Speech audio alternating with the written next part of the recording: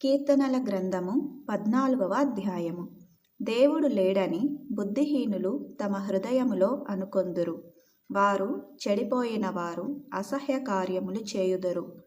మేలు చేయువాడు ఒకడును లేడు. వివేకము కలిగి దేవుని వెదకువారు కలరేమో అని యెహోవా ఆకాశము నుండి చూచి నరులను పరిశీలించెను. వారందరూ దారి తొలగి బొత్తిగా చెడియున్నారు. మేలు చేయువారెవరునూ లేరు, ఒక్కడైనను లేడు.